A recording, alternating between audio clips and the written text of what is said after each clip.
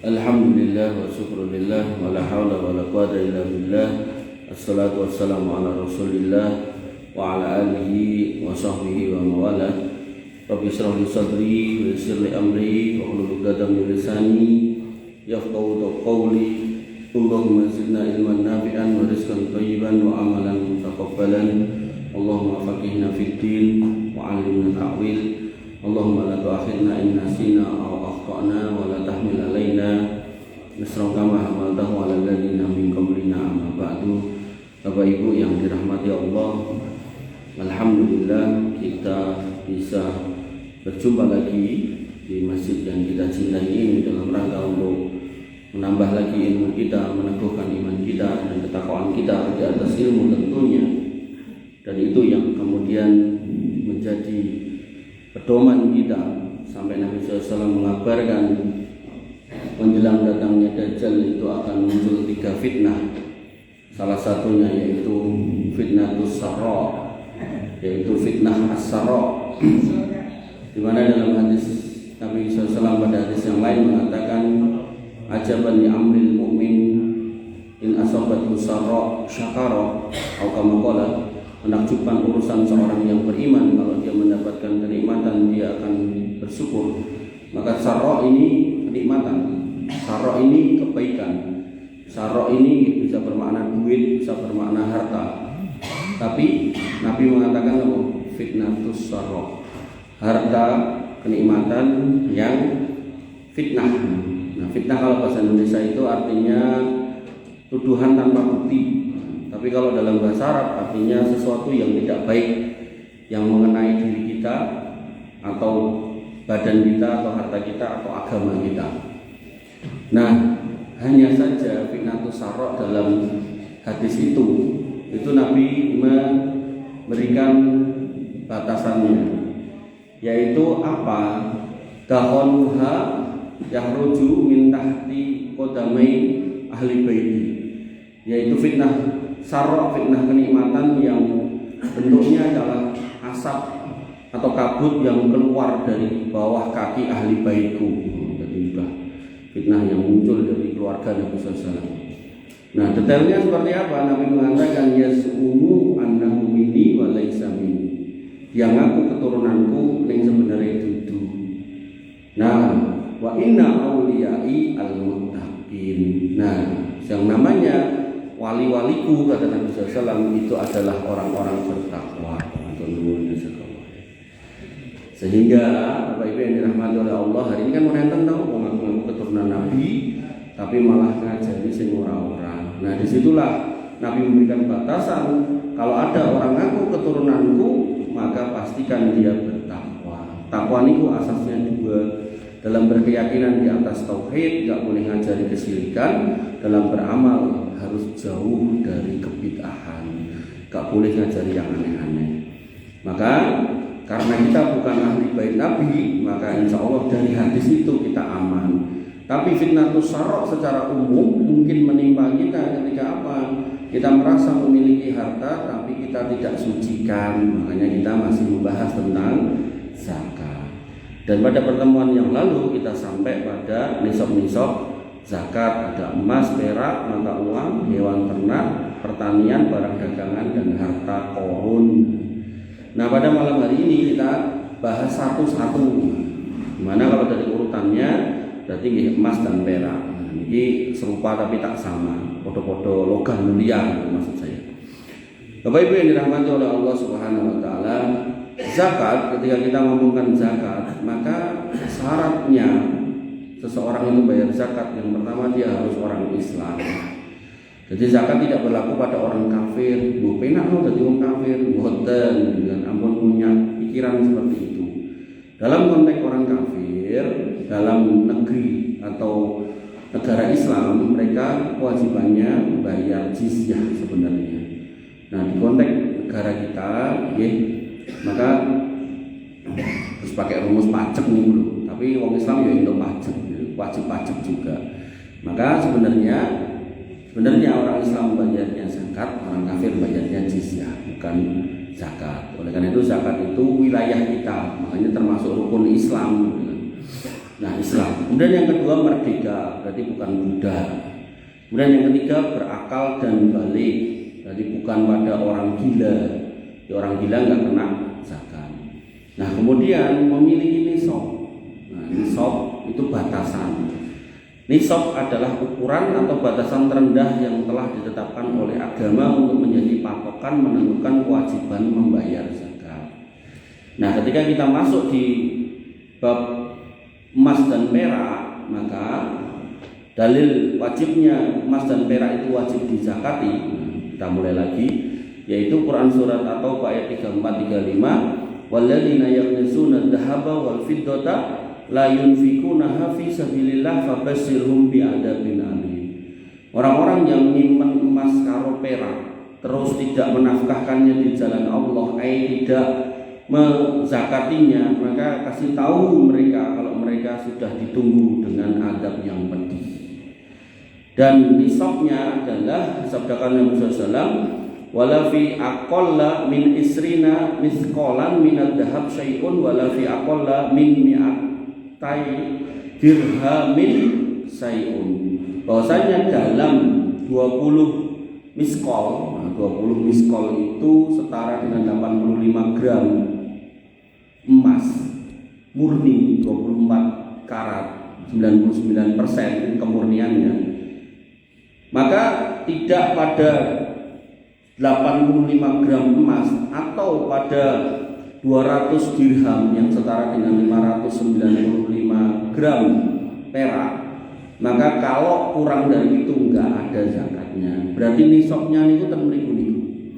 Jadi patokannya adalah 85 gram emas murni atau 595 gram perak. Jadi pokoknya tak ulang-ulang dengan kemotan. Jadi nek jumlahnya pengen 35 lah kayaknya. Nah, Bapak Ibu yang dirahmati oleh Allah Subhanahu wa taala, sehingga yang dijadikan patokan itu emas murni, nah, sok-sok kita itu belinya kan enggak 24 karat atau enggak 99%, kalau kadang 70%, kadang 50%, itu toh. Maka disebutkan dalam beberapa kitab fikih itu bisa dengan konversi ke mata uang. Jadi misalnya diumumkan bahwasanya atau dengan lihat website atau dengan lihat internet atau lihat Google, harga emas murni sekarang misal disebutkan niku 1.500.000, berarti nggih 85 gram niku wau ping 1.500.000. Nah, ketemune pinten niku? Pinten, Pak? Lho, kok ngitung gitu. Pokoknya oke. Ki 100 jutaan nggih. 100 jutaan. Nah, sehingga jenengan kalau punya emas 50 gram, 50% terus 70%, ngoten niku to. Enten sing 30%. Nah, niku mang tangletke ten toko emas. Sak niki piro iki 30% iki regane per grame. Oh, nek 30% sak grame 400 misal ngoten. Terus sing 70 piro? Misal sing 70 niki sak grame misal itu 50 misalnya. Terus sing 50 piro? Misal sing 50 sak grame 500. Nah, niku jenengan timbang semua, jenengan total. Ternyata yang 30% ini ada 100 gram. Nah, kalau gram-gram ini kan termasuk, tapi kan karena patokannya emas murni gitu, maka bisa jadi nggak masuk gitu. Nah, itu diping-pingke, ditambahke, ditotalke, ternyata ketemune dereng 1 juta wau gitu kan. Nah, maka belum kena zakat. Jadi karena kualitasnya emas ini benten boten 100%, bukan emas murni, bukan 24 gram, 24 karat, bukan 99%, maka jenengan bisa mengkonversi ke uang. Nah, sematan ugi perak niku nggih perak murni. Nek kertas kula nggih perak rata-rata sing bisa niku nggih perak murni. Nah, maka jenengan kalikan 595 niku nek dipengke pinten niku? Nek dipengke 25.000, kula nyoba ngeping-ngeping selawe. Niku ketemune nggih sekitar napa? Piro? Lali ngeping iki. Pinten niku? Aku diwangi Mas Tris, didul-didulke ngono. 85 ping 1,5 juta. Lali ling dekek kita tadi udah tak hitung. 127 juta niku nisab emas sekarang. Nah, nek perak selawe ewu ping 595. 14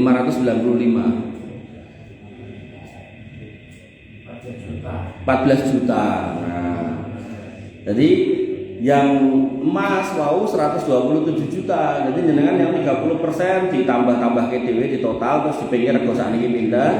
Yang 50% di total ditimbang terus ditekokke rego sakniki pinten, terus yang 70% ditimbang terus ditambahke tekokke sakniki regone pinten gitu kan, dipengke. Kemudian barangkali punya emas batangan dan itu ditambahke di totalke. Nah, niku nek totale minimal 127 juta berarti jenengan keluar 2,5%. 2,5% niku nggih adalah dalam bentuk emas murni, berarti 2,5% ping 1,5 piro Om?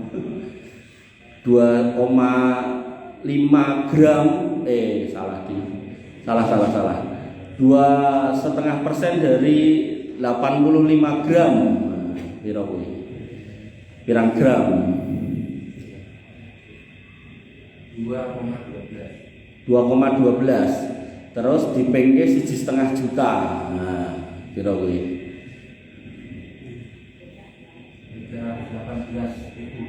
318.000. Niku dadi mosok toh salah kali. 2,12 gram dikali 1,5 juta lho. Salah, kudune 3 juta luwih kuwi.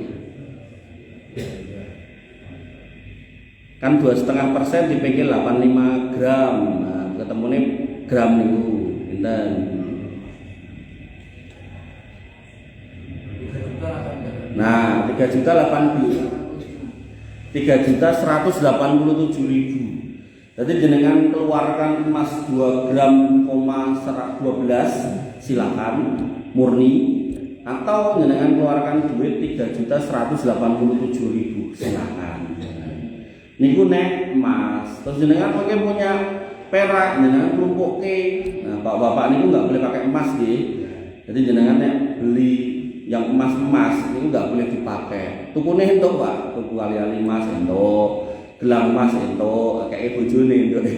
Tinggi piyambak mboten angsal. Nah, maka nggih, yang jenengan miliki enggak apa-apa buat celengan, buat aset enggak apa-apa. Tapi begitu kemudian sudah niki tahunan, nah, jenengan timbang.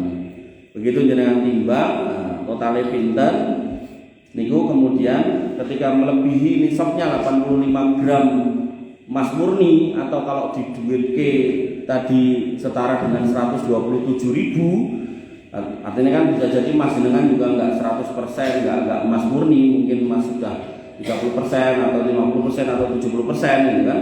Maka jenengan kali-kalikan, nah di total ternyata nek di konversi ke rupiah ketemunya 127 juta tadi, maka jenengan keluarkan 2,5%-nya. Boleh 2,5% dari 127 juta nih, ini pun 127 juta. Barangkali jenengan totalnya ternyata duitnya jenengan atau masih jenengan nilainya 500 juta kan, siapa yang tahu kan, barangkali jenengan yang masih menanam ukeh kan. Nah, maka ya 2,5% dari 500 juta itu berarti 12 juta ya kan, jenengan keluarkan. Dan harus dikeluarkan. Jadi jangan sampai dipegang dengan kencang, karena itu nanti akan ditanya oleh Allah Subhanahu wa taala. Nggih. Bapak Ibu yang dirahmati oleh Allah Subhanahu wa taala, nggih.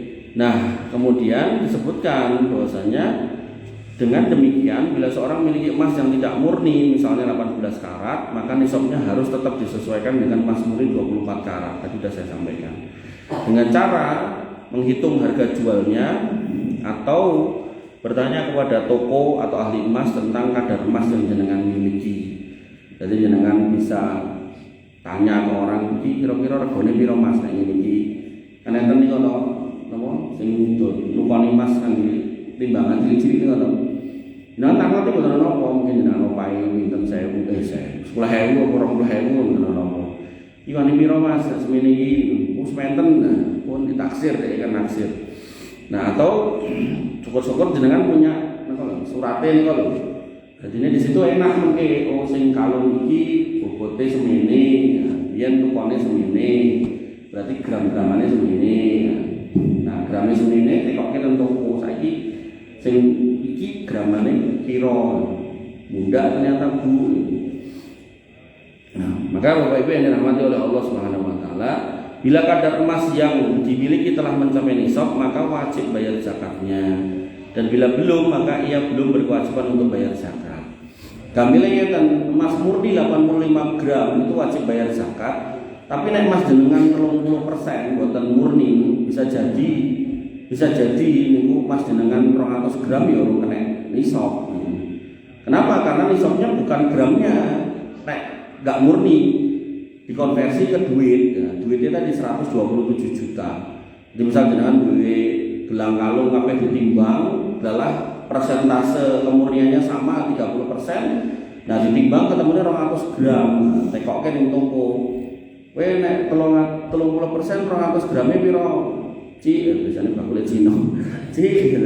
Misal ngomong, "Oh nek ngono kuwi sak grame 500." Misalnya 500 ping 200 gram kan ketemune nembe pinten 100 juta to. Nah, ketika ketemune nembe 100 juta ya maka belum kena nisab. Ngoten nggih.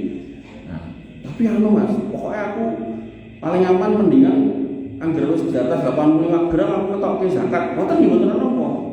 Berarti jenengan kan kersa niku di bawah nisab ning ngetokke zakat ngoten. Ning maksud saya sampaikan dulu ilmunya bahwasanya zakat itu hanya wajib pada harta yang kena nisab. Artinya kok mboten kena nisab dengan ngedalke zakat monggo, enggak apa-apa. Nanti Bang Mumet Mas ndak misahke sing 30%, sing 50%, sing 70%, sing 100%, baru dadak ngepengke, dadak takok gitu. Karuan sisa ning toko emas kan timbang takok tak dol sisa. Nah, maka nek niku dengan kersa ngoten niku artine walaupun niku secara kalkulasi masih di bawah nisab dengan mau keluar zakat ya apa-apa. Artinya jenengan legowo dengan kondisi itu dan insya Allah Pak yakin digentos kali Gusti Allah dan ganti dari Allah itu lebih baik gitu. Bapak Ibu yang dirahmati oleh Allah Subhanahu wa taala. Kemudian disebutkan bahwasanya ada beberapa perbedaan pendapat dalam menghitung nisab, tapi secara singkatnya tadi sudah saya sampaikan di mana nisab zakat emas itu adalah 20 miskol. 20 miskol itu sama dengan 20 dinar. 1 dinar itu 4,25 gram. Nek 20 ping 4 seprapat niku ketemune 85 gram emas murni. Sekali lagi emas murni, boten waton emas gitu. Jadi boten terus gelang kalung dilumpuke terus ditimbang terus totalane piro boten nggih. Artinya kalau itu nilainya atau kadarnya enggak sama maka hitungnya satu-satu. Nah, kemudian perak nisabnya adalah 595 gram perak murni juga. Kemudian zakat perak dan emas sama yaitu 2,5%. Nah, sehingga besaran si zakat yang harus dikeluarkan 2,5% dari 85 gram itu ketemunya 2,125 gram. Niku emas murni. Jadi nek dipengke pinten 1,5 juta, wow ketemunya 3.187 wow. Nah, atau tiap 100 gram berarti 2,5 gram. Nah, tinggal dengan punya berapa nih total satu-satu, total jenderal pinten. Nah, itu kalau melebihi 127 juta maka kena 2,5%-nya yang setara dengan 2,5% dari duit niku dik. Jadi duitnya total misal 150 juta, si emasnya itu di total dadeke dikonversi ke duit ternyata totalnya 150 juta, ya berarti 150 juta dari 2,5% dari 150 juta. Pinten niku berarti 2,5% dari 150 juta. Niku nek di poro 10, 15 poro 4 ini Pak 375 nggih 3.750. Nah, perak semata ugi, perak niku nisabnya 595 gram. Nah, maka 2,5%-nya 14,87 gram. Niku nek 595. Nek jenengan perak 2 kilo berarti 2,5 gram dan 2 kilo. Makanya niki jane lho, jane bakul-bakul emas niku kan masih kayak banget niku. Iku kudune metu zakate jane, tapi bakul emas sok lali. Nah, maka pertanyaannya, apakah perlu nambah emas pada perak untuk menyempurnakan nisab? Artinya kalau misalnya dengan punya emas ternyata setelah ditimbang didadekake duit dikonversi ke duit ternyata totalnya mau 125 dan kurang 2 juta. Apa perlu dadak tak tukokke tambahi atau perlu ditambahi perake? Oh, masih 120 juta misalnya. Tapi perake enten misal 10 juta itu nek ditambahke masuk nisab, apakah perlu dadak ditotal seperti itu? Maka menurut mazhab Syafi'i yang ini kemudian dipegang oleh Imam Ahmad, kemudian dipegang juga Ibnu Hazm, kemudian Syekh Utsaimin, Syekh Albani, maka tidak perlu untuk menyempurnakan nisab kudu ditambahke. Karena hadisnya tadi menyebutkan dua, ada entitas benda namanya emas, ada perak. Jadi nggak perlu ditotalkan. Nah, dalilnya disebutkan Nabi SAW bersabda, tadi sudah disebutkan di depan, wala fi aqalla min isrina misqalan minad dhahab syai'un wala fi aqalla min mi'atai dirhamin syai'un. Jadi kalau belum mencapai 20 dinar atau 200 dirham maka belum kena zakat. Sehingga di sini Nabi tidak menggabungkan tapi menyebutnya sendiri-sendiri. Sehingga perbedaan ulama, ada yang mengatakan kudu digabung, dikonversi dari duit, ada yang kemudian ulama undang. Nek perake terpenuhi bayaran perake, nek emasnya terpenuhi bayaran emasnya. Loro-lorone terpenuhi bayaran loro-lorone. Tapi nek memang jenengan kersa memang tak dol kabeh, nah monggo jenengan dol kabeh, ternyata hasil ngedolke dadi 200 juta, itu berarti kena zakat. Artinya selama dalam proses ngitung niku barangnya tetap emas kali perak, maka tidak perlu ditotalkan. Emas kali perak ini dulu. Nah, emas ditotal kali emas, perak ditotal kali perak. Ngoten iki. Bapak Ibu yang dirahmati oleh Allah Subhanahu wa taala, demikian juga ada hadis lain yang berbunyi laisa fi maduna khamsin aw sakin shadaqah. Tidak ada kewajiban zakat pada uang perak yang kurang dari 5 uqiyah. Syekh Utsaimin berkata, jika seorang memiliki 10 dinar, di mana 10 dinar ini setengah dari nisab emas, kan nisab emasnya 20 dinar, dia kan duwe 10, berarti kan belum nyampe itu. Dan memiliki 100 dirham, yaitu setengah nisab perak, karena nisab perak kan 200. Jadi emasnya nisabnya belum terpenuhi, baru punya setengahnya untuk mencapai nisabnya. Peraknya juga belum terpenuhi, baru punya setengahnya. Kan kalau perak 200 dirham, kalau emas 200 dinar. Nah, kok ini belum terpenuhi? Ya, maka kata beliau rahimahullah tidak ada zakat. Karena emas dan perak berbeda jenis. Jadi beliau dalam kitab Syarhul Mumti itu tidak menggabungkan. Ini itu di total, betul. Jadi beliau cuma mengatakan nek emas kurung terpenuhi, perak kurung terpenuhi, ya wis kurung nyampe nisabnya. Maka kalau kemudian peraknya terpenuhi, emasnya belum, ya sing dibayar peraknya. Kalau peraknya belum terpenuhi, emasnya sudah, ya sing dibayar emasnya. Nah, sehingga cara membayarnya yang pertama membeli emas atau perak sebesar zakat yang harus dia bayarkan, lalu memberikannya langsung kepada yang berhak.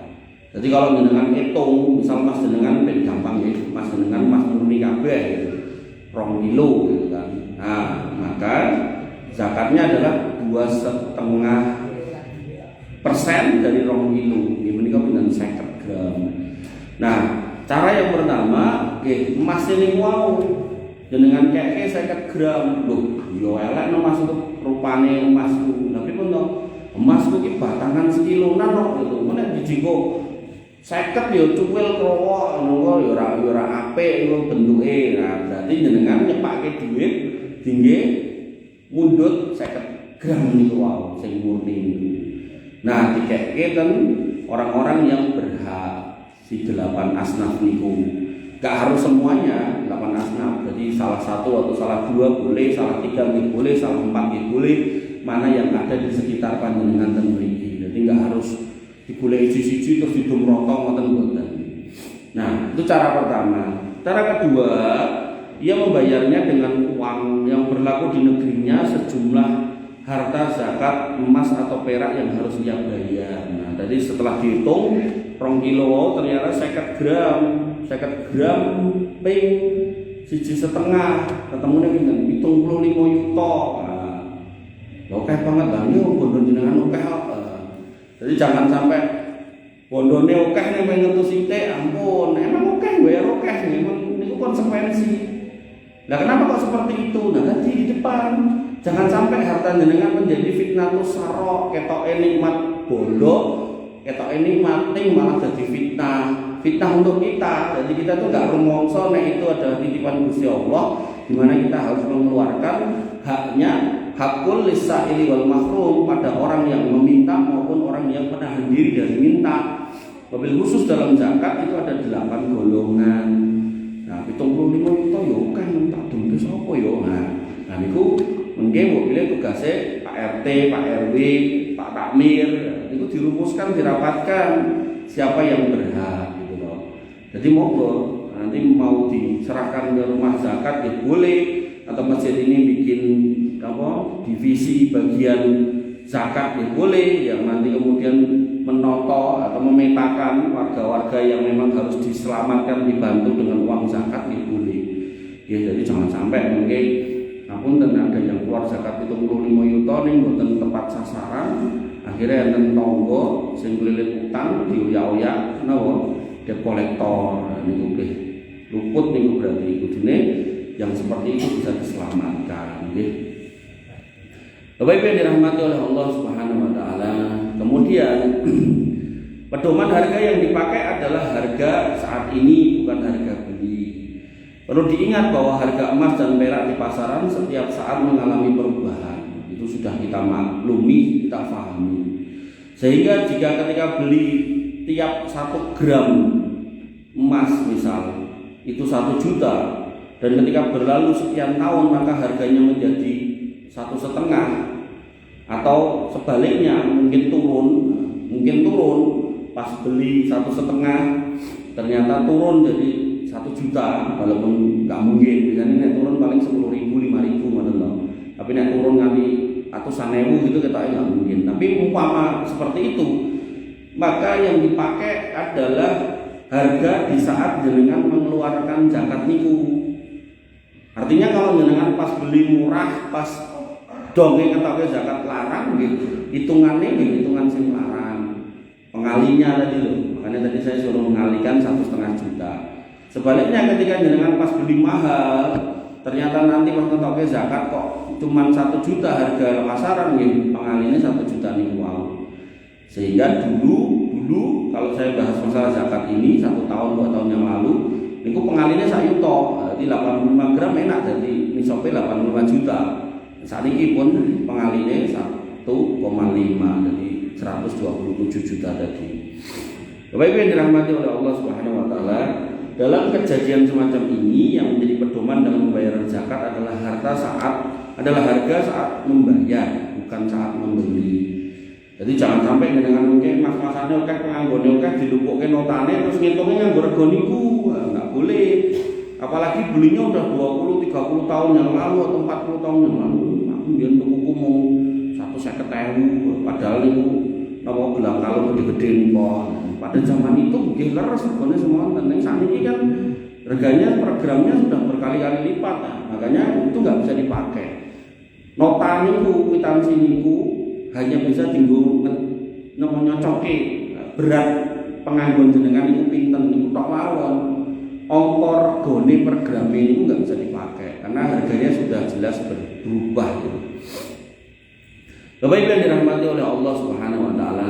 Nah, niku terkait emas kalih perak. Yang mau nanya? Bener-bener. Nah, lajeng duit pripun? Pada zaman dulu, umat manusia menggunakan berbagai cara untuk bertransaksi dengan bertukar barang, barter, agar memenuhi kebutuhan. Di mana pada awalnya kebanyakan menggunakan cara barter, yaitu tukar-menukar barang, duit beras, dijolke, nopo ayam, ndok, ngono. Nah, akan tetapi tatkala manusia menyadari bahwa cara tukar-menukar itu kurang praktis, karena wong sing duwe beras urung karuan butuh ayam atau ndok, begitu pula orang yang punya telur atau ayam belum tentu butuh beras, gitu kan. Maka akhirnya manusia sepakat untuk mencari alat tukar, yang mana nanti ditukarkan ke alat itu, nanti alat ini bisa digunakan untuk membeli atau menukar apapun. Nah, itulah yang kemudian disebut dengan uang. Nah, uang di awal kemunculannya itu bentuknya emas dan perak. Emas itu disebut dengan dinar, perak itu disebut dengan dirham. Uang emas itu awalnya dari Romawi, uang dinar, perak awalnya dari Persia. Jadi sebenarnya perak, emas dan perak dalam bentuk uang itu bukan dari agama Islam, dari tempat lain. Tapi karena itu menjadi alat praktis dalam transaksi, dipakai. Nah, makanya orang-orang Arab pada musim-musim tertentu mereka ke ke Suriah, ke Syam untuk berdagang.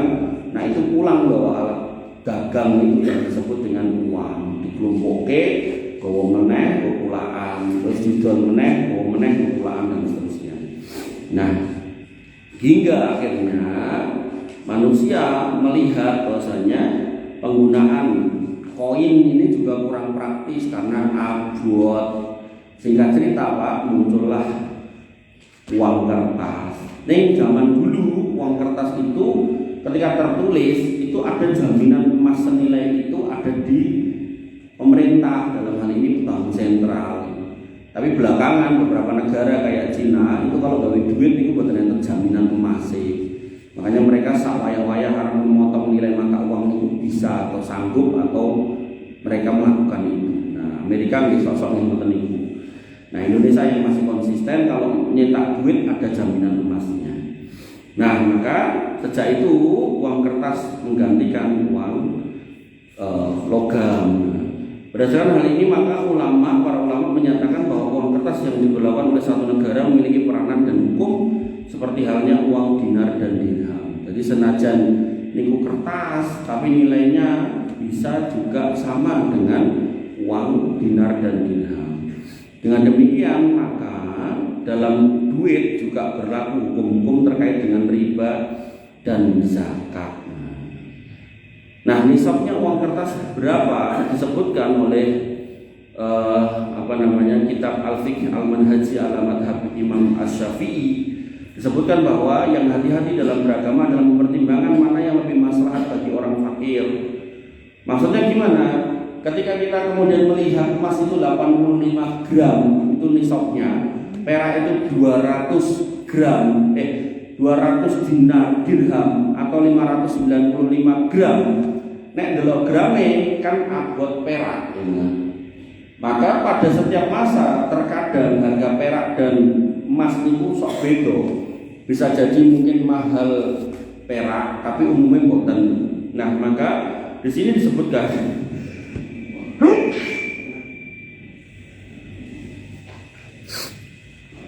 disebutkan bahwasanya harus dipertimbangkan mana yang paling maslahat.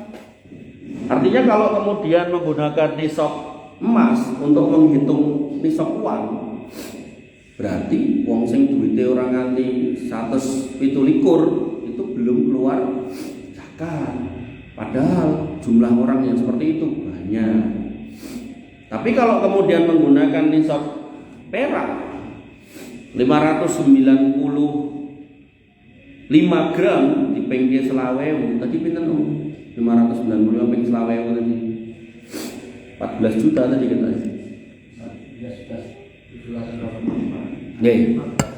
Nah, 15 juta. Nah, maka orang yang punya duit 15 juta harus keluar zakat. Sehingga zakat yang terkumpul akan banyak. Nek banyak otomatis kaum muslimin yang bisa diurusi dengan dana zakat banyak. Makanya kitab fikih Al-Manhaji ala Al-Madhabi Imam Syafi'i mengamanatkan nisab yang diambil adalah nisab yang secara nilai paling rendah.